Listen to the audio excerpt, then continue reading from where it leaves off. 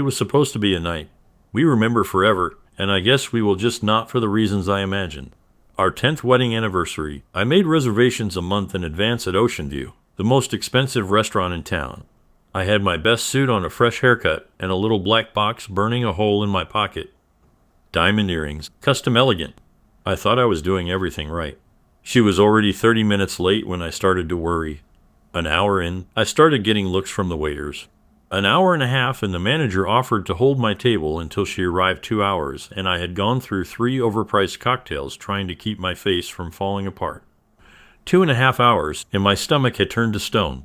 And then, just as the clock hit the 3-hour mark, the door opened, and in walked Kayla, my wife, wearing a skin-tight red dress I'd never seen before. Lipstick, like blood, hair up, like she was heading to the club. Not an anniversary dinner, and she wasn't alone. She strutted in with 3 of her girlfriends, Megan, Carly, and Jasmine, all dressed like they were ready to film a music video. They weren't laughing at first, not until Kayla glanced over at me, sitting there still at the table, like some dumb loyal mutt, and barked out, "See? Told you he'd still be here like a pathetic puppy." And they all laughed. Laughed like it was the funniest thing they'd seen all month. The waiter glanced at me with pity. I didn't move a muscle. I just smiled, swallowed the acid rising in my throat, and waved him over. "Another drink," I said. "Make it strong." Kayla didn't even sit down. She walked over, still giggling, and kissed me on the forehead like I was a toddler. "You're such a good little pet, Nate." That was my name. Nate Carter, 39 years old. Loyal, hardworking, and completely blindsided. I didn't say a word. Not yet. She sauntered back to her girls. Told them she needed to freshen up, and disappeared toward the restrooms. They stayed at the bar sipping martinis and occasionally glancing my way, whispering behind their glasses. I pulled out my phone, staring at the blank lock screen like it would tell me something. I felt hollow. I didn't want to make a scene. Not here, not yet. But I wasn't stupid. That night, I didn't go home. I drove to a motel on the edge of town, checked in with cash, and stared at the ceiling for hours. Kayla didn't call, didn't text, didn't ask where I was. But this morning, 85 missed calls. Most came between 3 and 5 a.m., and the last one had a voicemail. Her voice was frantic. "Nate, pick up please. This isn't what you think. I need to talk to you. It was just a joke, I swear. Just a joke with the girls. You're blowing this way out of proportion." Yeah, a joke like our whole damn marriage, apparently. I opened my email. Next. One new message from an unknown sender. Subject line, "You deserve to know." No text, just an attached video. I shouldn't have opened it, but I did, and I'll never unsee it. Kayla bent over the hood of someone's black Dodge Charger. Same red dress, hair wild, her heels still on. His hand wrapped around her throat like he owned her. His face familiar. My gym buddy, Jake. This wasn't some one-night thing. The way she looked at him, the way she moaned his name, like it was her personal anthem. This had been going on for a while. I didn't cry. Not yet. I just stared, ice running through my chest, thinking of all the nights. She came home exhausted from girls' nights.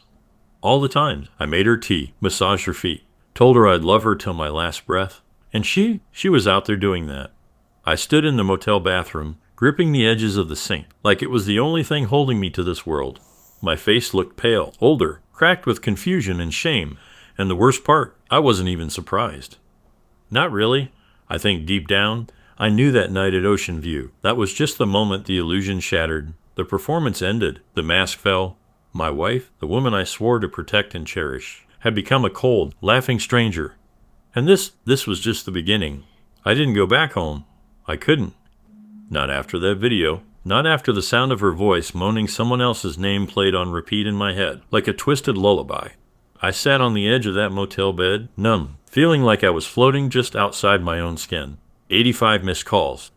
One voicemail full of lies. One video that tore through the last thread holding my sanity together. At noon, I finally turned my phone back on more messages, more missed calls. Her latest text read, "Can we please talk? I'm outside your work. I just want to explain. It's not what it looked like. Not what it looked like." I texted back one word, "Liar." Then I blocked her. I didn't go to work. I didn't eat. Just sat there in that crappy room while the motel's ancient heater buzzed and sputtered like it might explode. I didn't sleep much either. Just closed my eyes and tried to make sense of everything. But it was the next day that sealed it. I went home. Not because I forgave her. I didn't, but I had to see it. See your face. See if she tried to spin this into something else. I walked into the house like a stranger. Her car was in the driveway. Music was playing inside. Pop garbage, the kind she always played when she was getting ready for something. She was in the bedroom, standing in front of the mirror, curling her hair, not crying, not looking broken, not even dressed in anything casual or remorseful. She was wearing that tight little leather skirt I once told her I hated because it made her look like she was trying too hard. And the top, a low-cut lace thing I'd never seen before. I knew what it was, a pregame outfit. She saw me in the mirror and froze. I waited. She turned around slowly, giving me a look like I had just tracked mud through her precious kitchen. "Nate," she said, voice flat, "you weren't supposed to be home." "Clearly," I replied, shutting the door behind me. She crossed her arms. No apology, no shame, just attitude. "I'm going out," she said. "I don't think this is the right time to talk." I stared at her like I didn't even recognize the woman in front of me. "After what happened?" She rolled her eyes. "Oh, for God's sake, are we still doing this? It was one stupid mistake. You ghosted me. What was I supposed to think?" "You laughed at me," I said, my voice lower than I expected in front of your friends on our anniversary. "You made me wait 3 hours. Then that video. Oh, here we go." She snapped, walking past me. "You and your little heartbreak drama. You're not a victim. Nate, you're just boring. You've been boring for years. You want to play the good husband, the loyal guy, but you have no idea what it's like to be wanted, desired." I wanted more. I stepped back. Her words hit harder than the video. "And Jake?" I asked. She smirked. "At least he doesn't cry." After giving me earrings, I could have hit a wall, smashed a mirror, screamed instead. I nodded. "Thanks," I said. "That's all I needed." She paused, tilting her head like she was confused. "I'm done," I said. "Don't call me. Don't come near me. You made your choice." Kayla let out a sarcastic little laugh. "Oh, please. You'll be back. You don't have the balls to leave. You love me too much. You'll crawl back. Just like always." I turned and walked out, and for the first time in years, I didn't feel the pull to look back. Not even once, but I heard her. As I walked down the stairs, she yelled, "You'll die alone." "Nate, maybe, but at least I wouldn't die her fool." The thing about betrayal is that it doesn't stop hurting just because you walk away. I drove aimlessly that night, letting the city blur around me, passing neon signs and silent homes where people were probably curled up with the ones they loved, completely unaware that their entire world could be ripped apart in a single night. I ended up at an old gas station on the edge of town when I hadn't been to since college. Sat in the parking lot, engine running, staring at the windshield like it held answers. It didn't. I checked my phone again. I don't know why. Muscle memory. Maybe she was blocked, but I guess even hope can act like a parasite. I have expected some miracle to have slipped through the cracks. A genuine apology, a breakdown, maybe even a confession that meant something, but there was nothing. Just a screen full of silence. The next morning I packed. It wasn't dramatic. No slamming of drawers or throwing clothes into suitcases. Just quiet, steady movements. A rhythm that kept me from thinking too much.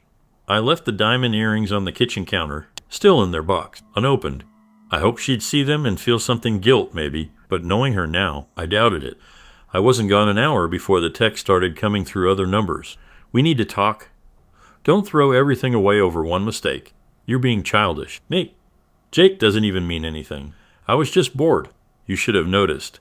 And finally, the real one, the dagger she knew would cut deepest. "If you leave, you'll regret it. I'll make sure of that." Threats now, it had escalated quickly. She realized I wasn't bluffing, that this wasn't just a fight or a dramatic scene. She could patch over with a few tears, a sloppy makeout session like she used to, but it was already too late. A week passed. I moved into a small apartment above a barber shop. It smelled like aftershave and old wood. It was quiet, peaceful. I didn't tell anyone at work what had happened. They probably assumed something was wrong. I looked like hell and kept to myself, but no one asked. I was grateful, but that peace didn't last long. One night around 2 someone buzzed my door. I checked the peephole. Her, standing there in a trench coat and heels, smudged makeup, mascara streaked down her cheeks like she'd actually tried to cry. I didn't open the door. She pounded harder. "Nate, let me in." I didn't move. "I know you're in there. Stop being a coward." Still didn't move. That's when she screamed loud enough to wake the building. "You think you're so righteous. You're not better than me. You're just a loser. Who got lucky I ever married you." Neighbors started flipping lights on. I opened the door a crack and stepped outside, pulling it shut behind me. "You need to leave Kayla." She stepped forward, breath heavy, eyes wild. You're really doing this? You're throwing 10 years away because I slipped. Are you that weak? You didn't slip, I said calmly. You jumped and you kept jumping. You only regret it because now you're alone. She slapped me. Didn't even hesitate, right across the face. I laughed. I didn't mean to, but it came out. Sharp, ugly. She stepped back, shocked. That's all you've got? I asked. After everything? A slap and a tantrum. She opened her mouth to speak, but I turned and walked back inside, locking the door behind me. Her voice echoed down the hallway for a few more minutes before she finally gave up and left. I didn't sleep that night, but I didn't hurt either. The numbness had finally become something stronger resolved. She wasn't the woman I married. Maybe she never was. Maybe I just wanted her to be.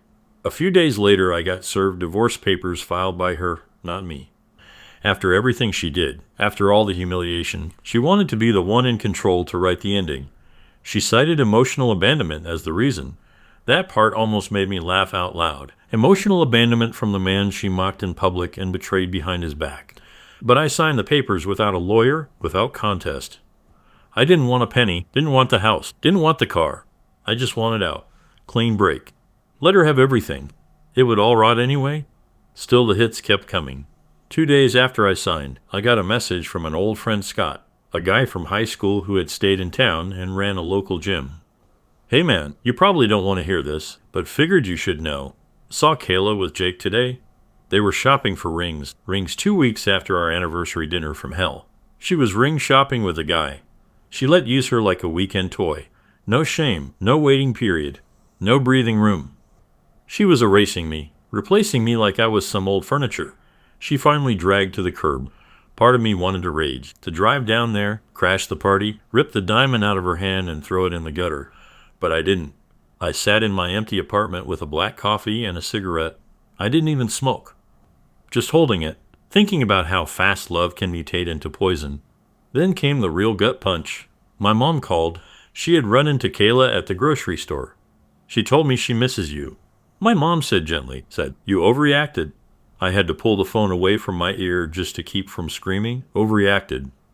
I played the part of the loyal husband while she was out performing bedroom theater in back alleys with Jim Brothers and treating me like a joke in front of her friends.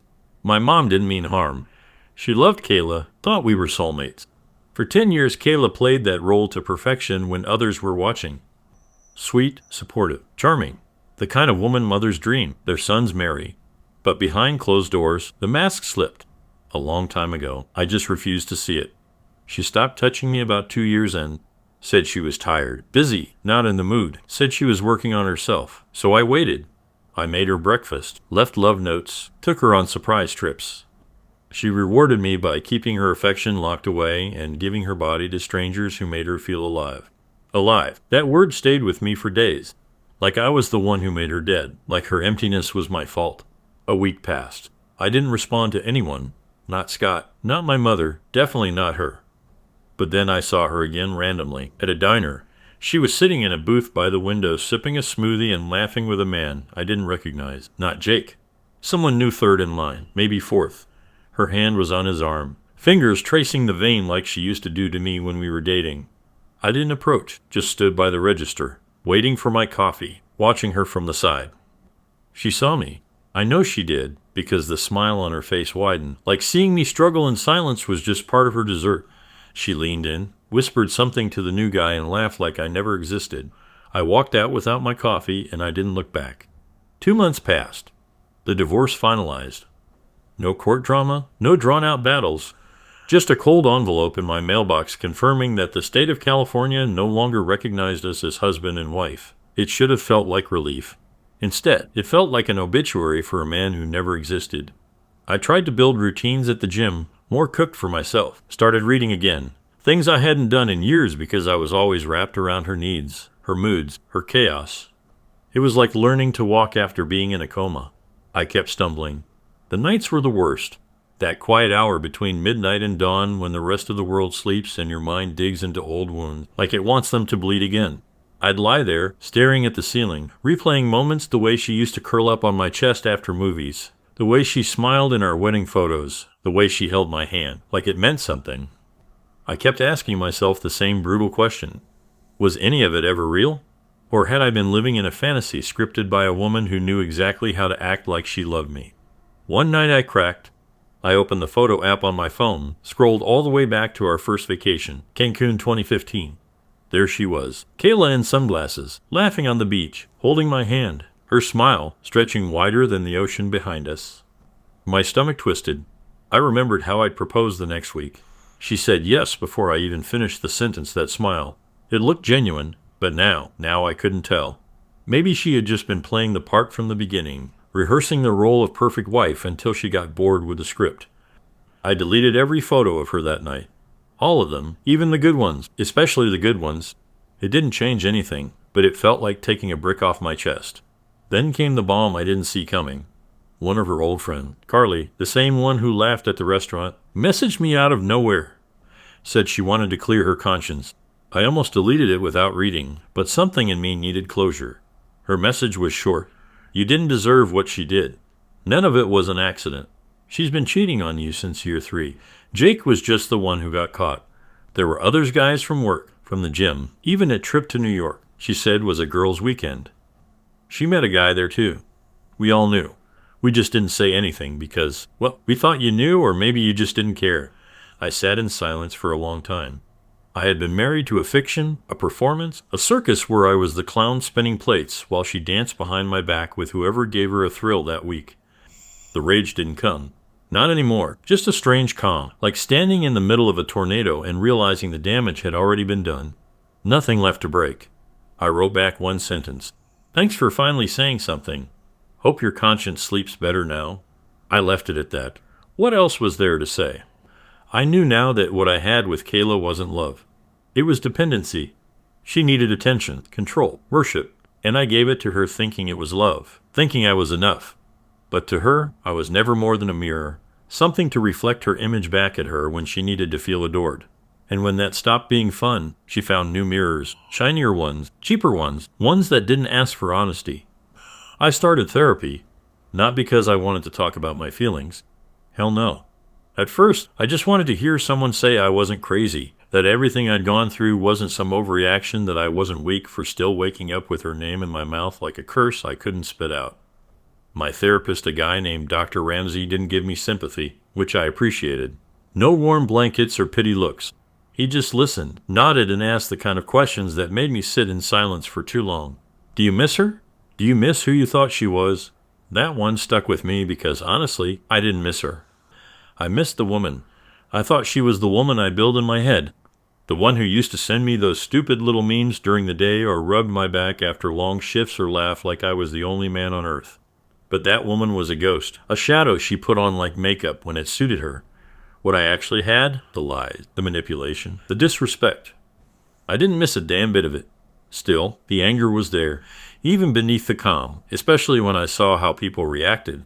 Friends said, "Man, I always thought something was off about her." But they said nothing while it happened. My uncle told me, "At least you don't have kids together."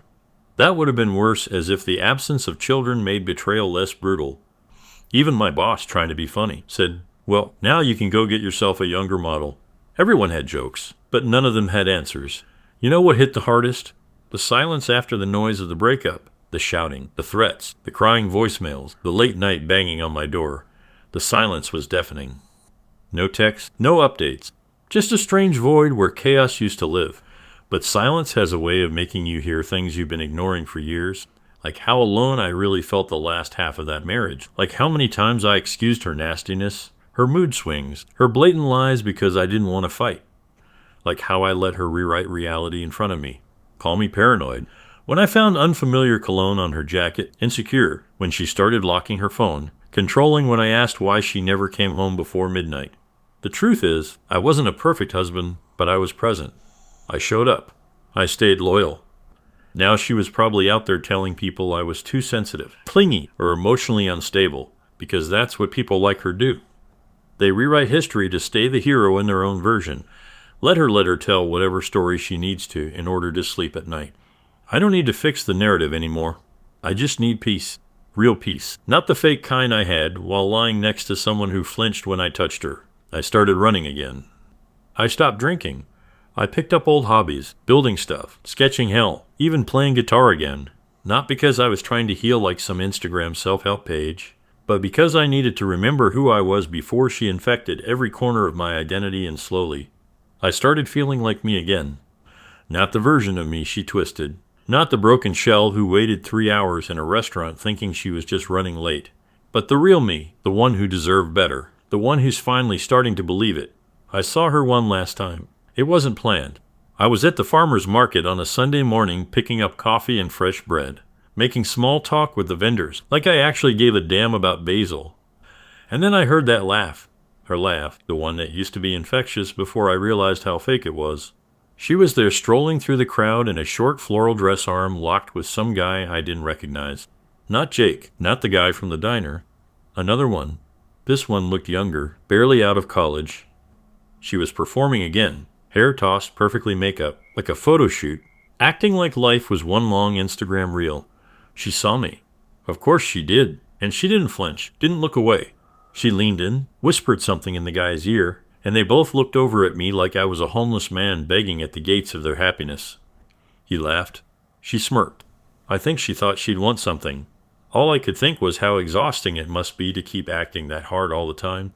I didn't stop, didn't wave, didn't give her the satisfaction of a reaction. I walked past like she was a stranger, because at this point that's exactly what. She was a stranger who wore my last name for a decade, and now wore a smirk like it was armor. Back home, I didn't feel angry or hurt or anything, just relief. That's when I realized I was finally done bleeding over someone who wouldn't have even handed me a bandage. I sat on my small balcony, coffee in hand, watching the sunset behind the trees, and for the first time in a long, long time, the silence didn't feel like punishment. It felt like freedom. Funny thing about betrayal, it doesn't kill you. It just rips you open wide enough so the truth can finally get in. And the truth was simple. I loved a woman who didn't love me. I gave everything to someone who saw it as weakness. I waited in a restaurant like a fool while she laughed with her friends and bragged about how easily she could break me. And maybe that says something about me, about how I was raised, about what I thought love was supposed to feel like. But I'm not ashamed. I'd rather be the guy who waited, who believed, who hoped, who stayed loyal than the one who uses people like tools and then discards them when they get dull. She didn't destroy me. She revealed me, showed me the cracks, the places I needed to rebuild stronger. I don't hate her anymore. You can't hate someone you've outgrown. If she wants to spend the rest of her life chasing thrills in clubs, taking selfies with half-boyfriends, and laughing at the trail of broken people behind her, that's her path. But me, I'm walking forward now, not looking back. And if anyone reading this finds themselves sitting alone in a restaurant, waiting for someone who doesn't respect them, get up. Don't wait for the slap. Don't wait for the video. Don't wait for the silence. Get up. Pay your bill. Walk away and don't stop walking until you remember who the hell you are. It took me a while to fully understand what healing actually looks like. It's not dramatic. It's not some big cinematic breakthrough moment where the sky opens up and you suddenly feel whole again. It's slow, quiet, almost invisible. It's you sitting at a coffee shop and realizing you haven't thought about her all day. It's waking up one morning and not checking your phone for her name. It's passing by places that used to be haunted and feeling nothing. I started noticing those little moments, like when I cleaned out the last of her stuff, the scarf she left in the closet, the perfume bottle on the bathroom shelf, that dumb frame quote she hung in the hallway about choosing love every day. I threw it in the trash. No anger, no theatrics. Just done. I sold the car we used to drive on road trips. I deleted our playlist. I tossed the blanket we used to curl under on Sunday nights. But by bit I peeled her out of my world, like a dead layer of skin. One night I went out with friends, real friends, the ones who didn't pretend like nothing happened, who actually listened, who called me when I went quiet for too long. We drank, joked, even flirted a little with some women at the bar. Nothing serious, nothing forced. Just life again. And somewhere between the laughter and the sound of glasses clinking, I realized I was smiling. Not the fake kind I wore during the worst parts of my marriage, but a real one. The kind that reaches your eyes. I won't pretend I'm fully over it. Sometimes I still have dreams where she's sitting across from me saying all the things I used to beg to hear. I wake up shaken, heart racing, the echo of her voice still in the room. But now I don't chase the dream. I don't spend the whole day in that fog wondering, what if I let it fade and I move on? Because the truth is, she didn't break me. She woke me up. I learned more about myself in the fallout of her betrayal than I ever did during our marriage. I learned that being loyal doesn't mean being blind. That love without respect is just manipulation in a prettier dress that no matter how much you give, some people will always crave what destroys them. And most of all, I learned this, you don't need closure from the person who hurt you. Sometimes the closure is just accepting they're not capable of giving it. Sometimes it's closing the door yourself. So here I am, a different man, still healing, but no longer bleeding, stronger but not hardened, wiser but not bitter. I don't know what's next. Maybe I'll fall in love again someday. Maybe I won't. I'm okay either way because now I finally love the one person I neglected for years myself. And if you're reading this, hoping to find a reason to stay in something that's killing you slowly, let this be it. You don't owe loyalty to someone who feeds on your silence. You don't owe patience to someone who spits on your kindness, and you don't owe your life to someone who treats it like a game. Walk away before the laughter at your expense becomes a soundtrack. You can't turn off because you deserve more. You always did. Weeks turned into months, and with each one, the grip she had on my mind loosened. There was no single moment of triumph, no movie scene ending where I stood in the rain and screamed out her name. Just gradual, quiet detachment, and the more distance I put between who I was with her and who I was becoming, the clearer I saw the lies I used to accept as normal. I started writing again. At first, it was just scattered thought stuff. I'd scribble in a notebook during late nights when sleep wouldn't come. But then it turned into pages, and those pages started to make sense. It wasn't about her. Not directly. It was about me, my life, my voice. For so long, I had been the background character in my own story, orbiting her needs, her moods, her demands. But now I was the damn author. I ran into Jake once randomly at a gas station. I didn't even recognize him at first. He looked older, somehow tired. He saw me froze, then nodded like he wanted to say something, but didn't have the guts. I just stared, not with rage, not with hate, just silence. And that silence said everything. He looked down, muttered, "Sorry, man," like he would rewind the clock or erase the filth. He helped drag into my life. I didn't respond. I just turned around and left because nothing he could say would make any of it better. He wasn't just a guy who slept with my wife. He was someone I trusted, led it to my home, shared drinks with, talked about my marriage with. He listened to my problems and get her. Anyway, that's not the kind of betrayal words can fix. After that, I finally changed my number. It felt symbolic, like cutting the last wire she could use to try and pull me back. No more games, no more fake apologies, no more midnight. I miss you. Text sent out of boredom or guilt. She had plenty of chances. She cashed every one of them in for cheap thrills in strangers' hands. Now I was bankrupt to forgiveness. Sometimes people ask if I'd ever take her back, if she changed, if she realized what she lost. If she begged, no, because she didn't lose me. She threw me away like garbage. She didn't make a mistake. She made a pattern, and people don't change patterns unless they hit rock bottom.